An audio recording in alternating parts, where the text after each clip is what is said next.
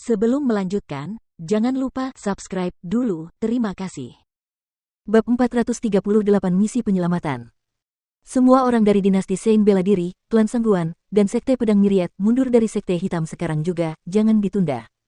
Suara Kaisar ketiga bergema di langit. Setelah menerima yang lain, semua orang yang berjaga di Sekte Hitam terbang ke langit dan tiba di belakang Kaisar ketiga. Ketika orang-orang dari Sekte Hitam mendengar perintah itu, mereka terkejut sesaat, tetapi kegembiraan segera menyusul, terutama setelah melihat bahwa orang-orang yang telah memenjarakan mereka pergi satu demi satu. Tekanan di sekitar mereka langsung terlepas, dan penghinaan serta rasa sakit yang mereka derita selama ini akhirnya menghilang. Seseorang bahkan mulai menangis karena kegembiraan di tempat itu. Mengapa orang-orang ini tiba-tiba pergi? Dasar bodoh, apa kau masih harus menanyakan hal ini? Pasti karena murid senior Jiang Chen. Dia pria yang luar biasa, hanya dia saja sudah cukup untuk membuat semua orang dari dinasti marsial Sein mundur. Dia adalah idola generasi kita. Haha, sudah kubilang bahwa murid senior Jiang Chen pasti akan datang dan menyelamatkan kita. Biar ku beritahu, murid senior Jiang Chen adalah orang yang mampu mencapai apapun. Dia telah menciptakan banyak keajaiban dan prestasi legendaris. Aku percaya bahwa suatu hari, murid senior Jiang Chen akan mampu menggulingkan seluruh dinasti marsial Sein, dan saat itu, Sekte Hitam akan menjadi eksistensi utama benua timur. Semua orang sangat gembira. Kebahagiaan baru saja menghampiri mereka tanpa tanda-tanda sebelumnya, mereka bahkan tidak sempat bereaksi sebagaimana mestinya. Di dalam area terdalam Sekte Hitam, di dalam ruang rahasia tempat Daois Hitam dan Guosan di penjara, dua prajurit jiwa tempur masih bersembunyi. Mereka berasal dari klan Sangguan dan Sekte Pedang Myriad, dan mereka baru saja menerima pesan dari Sangguan Seng yang meminta mereka untuk bersembunyi di sini dan mengawasi Daois Hitam dan Guosan dengan saksama, karena kedua pria ini masih dapat digunakan setelah putra mahkota dibebaskan.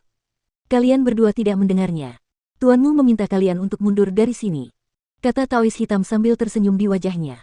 Diam. Seorang pria memarahi dan menamparkan wajah Daois Hitam. Kau tidak akan pernah bisa menyembunyikan trikmu dari Jiang Chen. Guosan mendengus dingin. Dia tahu orang macam apa Jiang Chen itu. Jiang Chen adalah orang yang memikirkan semua aspek, jadi tipu muslihat kotor Sangguan Seng tidak akan pernah berhasil. Di atas Sekte Hitam, di bawah pimpinan Kaisar ketiga, kelompok yang terdiri dari lebih dari 300 orang itu melepaskan energi mereka. Setiap orang dari mereka menatap Jiang Chen dengan marah. Menghadapi pasukan yang kuat ini, tidak banyak orang yang bisa tetap tenang. Pangeran Wuchong yang berdiri di belakang Kaisar ketiga menatap Jiang Chen sambil menggertakkan giginya karena marah. Jiang Chen telah membunuh ayahnya, sehingga menimbulkan kebencian yang lebih besar. Namun, pada saat yang sama, ia merasa tidak berdaya. Setelah meninggalkan Pulau Es, jarak antara dirinya dan Jiang Chen telah tumbuh jauh lebih besar. Sekarang, mereka tidak bermain di lapangan yang sama, dan hampir mustahil baginya untuk membalas dendam atas ayahnya sekarang. Ia hanya bisa bergantung pada Kaisar ketiga. Jiang Chen, kami telah mengundurkan diri dari Sekte Hitam. Bisakah kau melepaskan putra mahkota sekarang? Kata Kaisar ketiga. Masih ada seseorang di sana. Jangan coba-coba melakukan trik kotor ini pada ayahmu.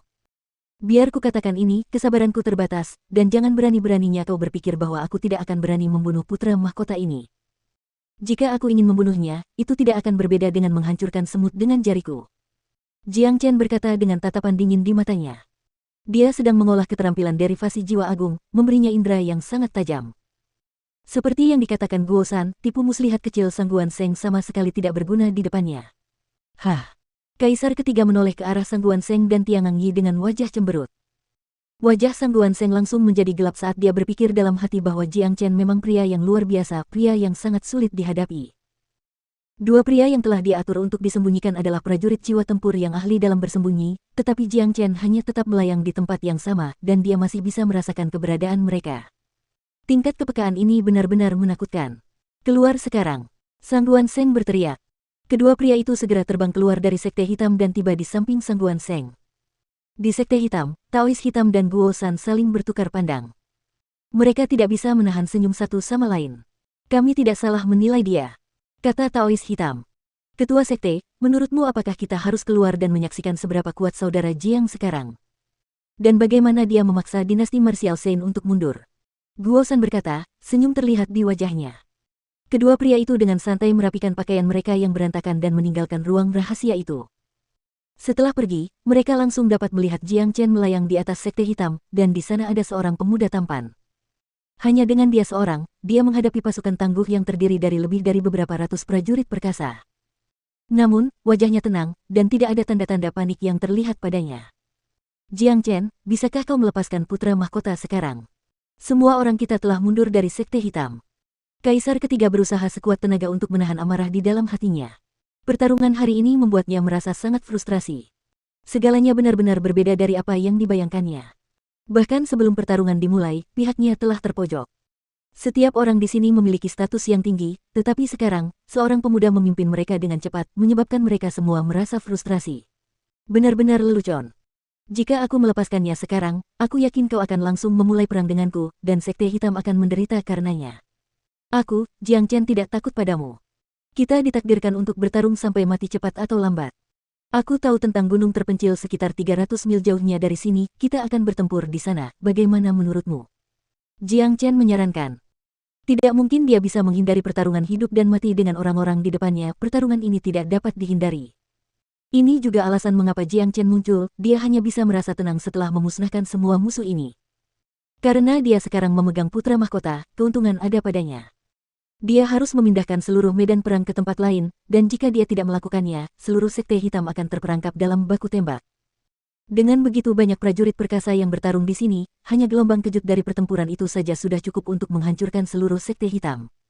Baiklah, aku setuju denganmu. Kaisar ketiga menyetujui situasi tersebut tanpa berpikir dua kali. Jiang Chen menginginkan hal yang sama seperti yang diinginkannya. Dia khawatir Jiang Chen akan menggunakan putra mahkota untuk terus mengancam mereka, dan mencoba menghindari pertempuran. Dia tidak berpikir bahwa Jiang Chen benar-benar akan menyarankan untuk bertarung sampai mati, yang memang diinginkan Kaisar ketiga. Kalau begitu, silakan, kata Jiang Chen. Kaisar ketiga kemudian memimpin pasukan lebih dari 300 orang ke kejauhan, sementara Jiang Chen mengikutinya dengan putra mahkota di tangan. Lihat, semuanya sudah hilang. Kau mendengarnya. Murid senior Jiang Chen akan bertarung hidup dan mati dengan mereka semua. Ya Tuhan, ada begitu banyak prajurit yang hebat, tetapi murid senior akan melawan mereka sendirian. Bisakah dia benar-benar mengalahkan mereka? Jangan pernah meremehkan kemampuan murid senior Jiang Chen. Bukankah dia baru saja menyelamatkan kita? Sebelumnya, apakah kamu pernah berpikir bahwa murid senior Jiang Chen akan mampu menyelamatkan kita dari begitu banyak prajurit perkasa? Semua pengikut Sekte Hitam berdiskusi tentang masalah itu satu sama lain. Tepat pada saat ini, Daoist Black dan Guo San terbang ke langit. Dengan suara nyaring, Daoist Black berkata, tidak seorang pun diizinkan keluar dari Sekte Hitam. Setelah itu, kedua pria itu terbang ke arah yang sama dengan Jiang Chen, mengikuti ke kejauhan. Ini akan menjadi pertempuran besar, dan sekarang setelah kedua pria ini akhirnya terbebas dari penahanan, mereka harus menyaksikannya sendiri. Sangguan Seng dan Tiangang Yi terbang di sepanjang jalan dengan wajah pucat. Alasan mereka menghabiskan begitu banyak upaya untuk memenjarakan seluruh Sekte Hitam adalah untuk memancing Jiang Chen keluar. Sekarang, Jiang Chen memang telah muncul, tetapi hasilnya sama sekali berbeda dari apa yang mereka harapkan. Mereka tidak hanya kehilangan kesempatan untuk mengambil inisiatif, mereka juga kehilangan daya tawar mereka. Namun, mereka masih memiliki beberapa alat tawar-menawar di tangan mereka. Yu Zihan dan keluarga pria lainnya masih berada dalam kendali kedua negara adik kuasa, dan mereka mungkin berguna selama saat-saat terakhir pertempuran yang akan datang ini. Namun, rencana mereka ditakdirkan menjadi harapan kosong. Wilayah Yellowstone, keluarga Yu. Fajar baru saja tiba, tetapi teriakan memilukan masih terdengar dari keluarga Yu. Orang-orang dari klan Sangguanlah yang ada di sini untuk menahan keluarga Yu. Orang yang bertanggung jawab di sini adalah Sangguan Yu, seorang pejuang jiwa tempur awal. Bersamanya ada seorang pejuang jiwa tempur awal. Di sampingnya, ada juga 10 pejuang inti ilahi dan 30 pejuang inti surgawi. Kelompok yang terdiri dari lebih dari 40 orang ini telah diinstruksikan oleh Sangguan Seng untuk menahan keluarga Yu. Dalam pikiran mereka, keluarga Yu terlalu lemah. Begitu lemahnya sehingga mereka bahkan tidak dapat menahan satu pukulan pun dari mereka. Menjaga orang-orang ini benar-benar membosankan, jadi selama beberapa hari terakhir ini, orang-orang dari klan Sangguan telah melampiaskan kebosanan mereka pada orang-orang ini, menyebabkan teriakan-teriakan menyedihkan keluar dari tanah keluarga Yu. Seseorang akan mati setiap hari. Beberapa sosok diam-diam mendekati keluarga Yu. Ketika mereka mendengar teriakan menyedihkan yang datang dari keluarga Yu, mata Yu Zihan langsung memerah. Sabarlah. Biarkan aku menyelinap ke keluarga Yu dan mencari tahu tentang situasi kita saat ini terlebih dahulu. Aku akan membunuh orang-orang yang memenjarakan ayahmu. Kalian tunggu saja perintahku sebelum menyerang, kata Big Yellow. Baiklah. Yu Zihan menganggukkan kepalanya. Mereka yakin pada Big Yellow. Karena mereka datang ke sini dengan tujuan menyelamatkan orang-orang ini, jika mereka akhirnya menyerbu masuk, musuh mereka pasti akan menyandera orang-orang terpenting dari keluarga Yu, dan jika itu yang terjadi, mereka akan terjepit. Oleh karena itu, Big Yellow ingin menyelinap ke keluarga Yu dan menjamin keselamatan orang-orang terpenting di keluarga Yu, dan baru membunuh orang-orang dari klan Sangguan setelah itu. Dalam sekejap, Big Yellow langsung menghilang dari tempatnya. Tubuhnya yang besar dan agung mulai menyusut, dan ketika dia memasuki keluarga Yu, dia telah berubah menjadi seukuran telapak tangan manusia. Big Yellow adalah ahli dalam menyembunyikan dirinya, dan bersama dengan kecepatannya yang luar biasa, tidak mungkin musuh dapat menemukannya. Tepat di tengah-tengah keluarga Yu, dua prajurit inti ilahi bertugas menjaga Yu Tianlong dan Yu Xian. Semua orang dari keluarga Yu diikat erat dengan tali dan dipenjara di sebuah aula. Kedua prajurit inti ilahi yang bosan ini sedang berbicara satu sama lain, ketika seberkas cahaya keemasan tiba-tiba muncul di aula. Apa itu? Seorang pria berteriak kaget dan mengalihkan pandangannya ke arah cahaya keemasan itu. Yang dilihatnya adalah cahaya keemasan itu berubah menjadi seekor anjing kuning besar yang tampak agung. Tidak bagus, itu Big Yellow. Kedua pria itu punya firasat buruk tentang ini. Duo Jiang Chen dan Big Yellow sudah dikenal semua orang, dan anjing ini dikenal sebagai makhluk yang ganas dan brutal. Karena dia tiba-tiba muncul di sini, dia pasti sedang merencanakan sesuatu yang buruk. Serangan musuh. Prajurit inti ilahi menanggapi dengan cepat, dia langsung berteriak. Kakak, kalian semua harus mati. Big Yellow tertawa terbahak-bahak. Ia tidak menghalangi kedua pria itu untuk meminta bantuan. Tidak hanya itu, ia sendiri berteriak sambil melompat ke arah kedua pria itu. Nasib kedua pria ini telah ditentukan saat Big Yellow memasuki aula ini.